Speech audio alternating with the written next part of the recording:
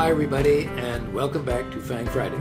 This is Ross Healy, the Chairman of Strategic Analysis Corporation and a Senior Portfolio Manager at McNichol & Associates Asset Management.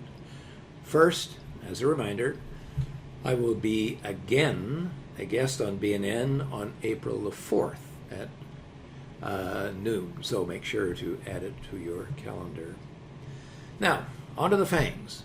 This was a week to conjure with.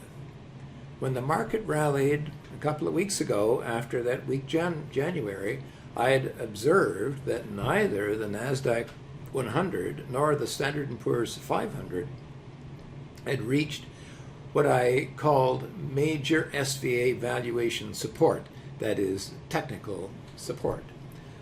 While I was reluctantly prepared to accept the reality that maybe it wouldn't do it this time, I told you that nevertheless it ran counter to all of the years that I've been using SVA. In my experience, there is always something, some reason, often one which no one had anticipated, that causes a market setback to complete its journey to support. Well, enter Mad Vlad Rasputin, who decided to invade the Ukraine, and that sent the market down, all right. As of mid-Thursday morning, both the NASDAQ 100 and the Standard & Poor's 500 had hit my respective SVA downside target support levels, and by the way, just a tiny little bit below, due to pure negative market momentum, but only for a minute before beginning to snap back. Interestingly, 2 key FANG stocks did the same thing, and 3 others also fell to support. Actually fell to and modestly a little bit below key support before quickly rebounding back on side. Now, before we take a close look at the FANGs, as always, I do like to say thanks to everyone who likes this video and all our subscribers. Okay, let's turn first of all to Amazon.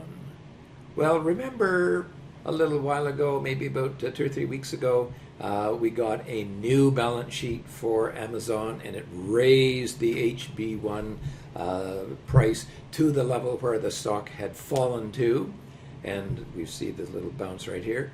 Well, in the what do we call it, the Putin setback, Amazon fell perfectly right to its HB1, its new HB1 price, before rebounding. I'd have to say that if we were looking to buy the stock, now's as good a time as any. Apple did exactly the same thing, and look at that, a perfect hit on its HB5 price.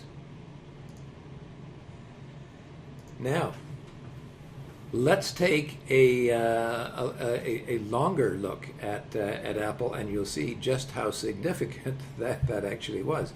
Remember, I'd been saying, look, this company had stopped buying back stock, and the market had anticipated that it would buy back stock, didn't do it. We got our new balance sheet, it found out that they hadn't done it. Well, the stock is setting back anyway, and where did it stop? Perfectly right at its HB5 before rebounding.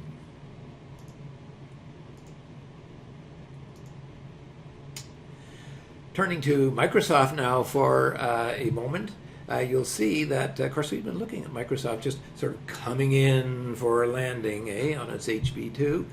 Well, Monday was a holiday, Tuesday a little bit below the line, Wednesday a little bit further, starts to kind of make you wonder, and then of course on Thursday, wham, down it came. But look what happened to it. It closed nicely right on side, and remains, by the way, there nicely today. I think definitely at this juncture have this in my Phantom FANG portfolio. Alphabet, well, Alphabet's in no man's land. Okay, it's between 2 breakpoints and looks very much to be in a downtrend. As a hard and fast rule, I do not buy stocks between breakpoints because they are essentially in no man's land.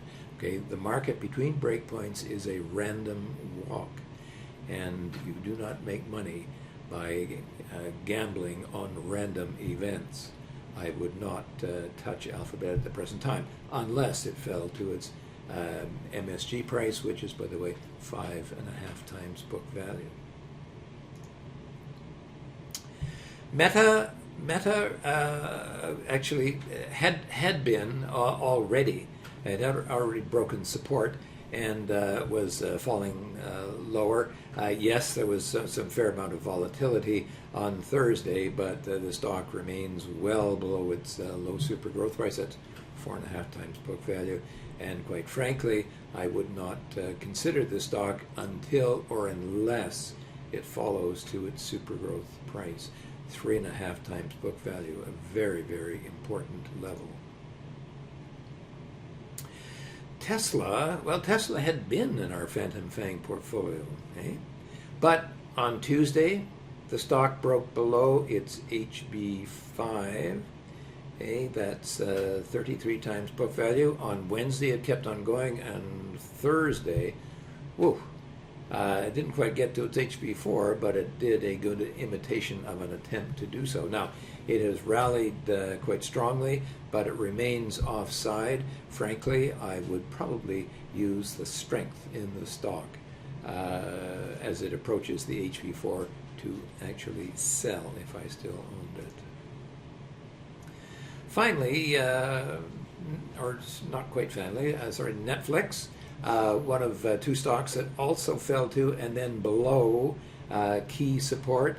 Well, you know how I've been feeling about Netflix for some while, and it had landed on its HB1 9.5 times book value, broke support on Tuesday, continued on Thursday, or on Wednesday rather. On Thursday, kind of opened down, closed up at its HB1, but that's where it is today.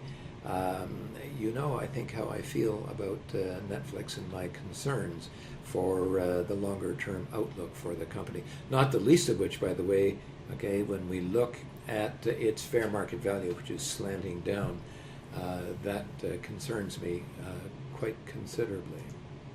Finally, Nvidia, which had actually had a 2 breakpoint decline from its HB6, which I think you'll remember I had said was, it was a low that had stretched back to the year or a high rather, which stretched back to the year 2000.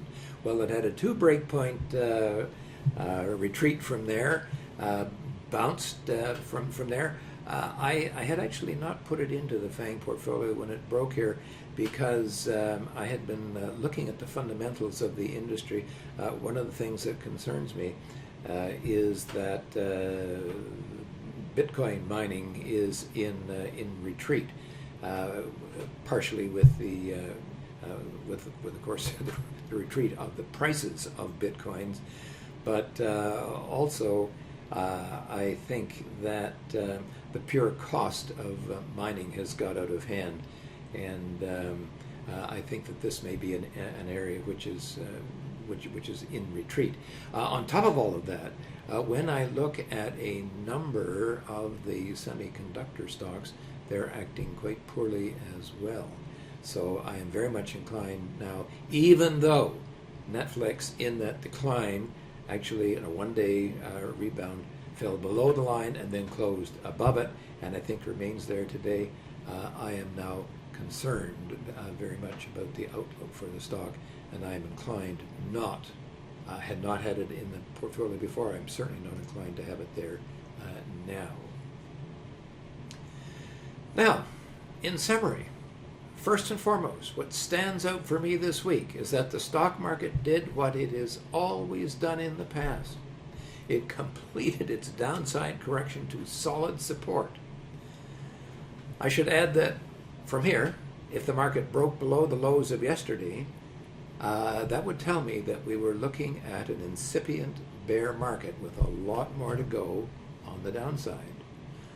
But both the NASDAQ and the Standard & Poor's must break together to confirm the presence of a bear.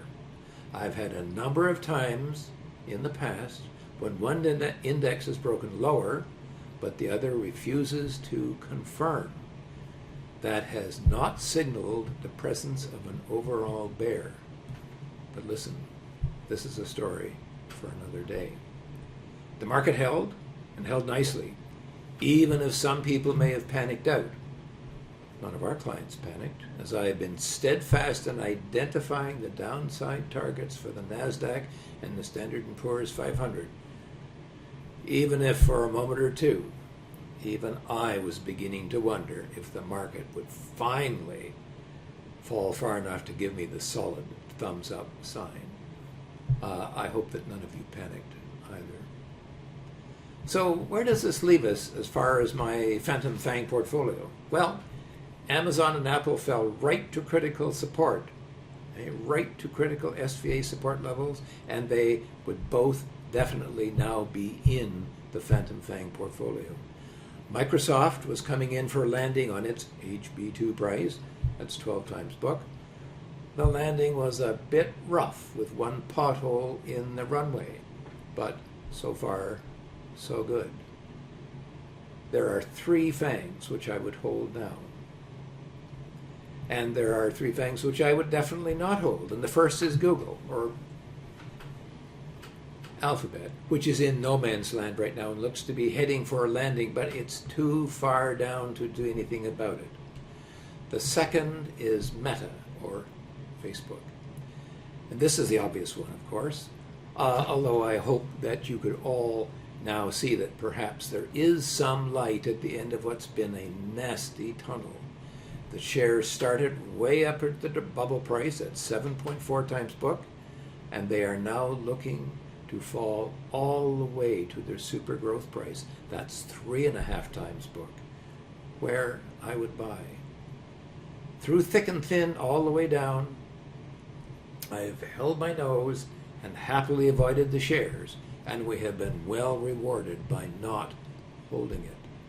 But even if that client of mine still hates its management, you do not tune in to FANG Friday to listen to my personal opinions. I am paid to apply SVA to stocks and the stock market, and I have to tell you that the super growth price, that's 3.5 times book value, that's what we call, that's the SG price there, is a very powerful breakpoint in the underlying mathematics of our work. I would definitely bookmark Meta, and I would buy it there. The last stock which I would now avoid is Tesla, which has broken HB5 support and abruptly plunged. Any rally back up to the HB6 level, I would use to exit my position in the stock that I held. By the way, that goes beyond simply breaking the HB6 support levels. Tesla has the worst intrinsic potential of all the FANGs. And I fear that the stock market is increasingly becoming risk averse. As I said on BNN the other day, the stock market is now starting to pay attention to the values and the downside risks that it is seeing, and some of them are not pretty, and that includes Tesla. That leaves Netflix and Nvidia to worry about. I believe that Netflix is on its way much lower, and some of you will remember just how much lower I ultimately expect. It fell down to its HB1 price, that's 9.4 times book, and has managed just to scramble a bit, actually below that, just scramble on side, sort of, but only sort of. A few months ago, I did a special FANG Friday look at the history of Netflix, and in that light, I do not like what I see today. Finally, Nvidia is struggling at its HB4 breakpoint, and I am concerned about the outlook here as well. As I said, Bitcoin mining is becoming unprofitable, and some of the semi-stocks like Intel are acting very poorly. I would continue to avoid Nvidia for now. I will remind our FANG Friday viewers that there are two ways that we earn our fees for our SVA service. The first is to help you find stocks to buy, but the other, and perhaps more important at this time of market, is to help our clients avoid the kinds of huge losses that the stock market can inflict. If you would like to be able to assess your portfolio, email us at info@strategicanalysis.ca and let's see if SVA can keep you out of trouble and make you money as well. For now, this has been Ross Healy, the Chairman of Strategic Analysis Corporation and the Senior Portfolio Manager at McNichol & Associates Asset Management, reminding you to tune in a week. I'll see you all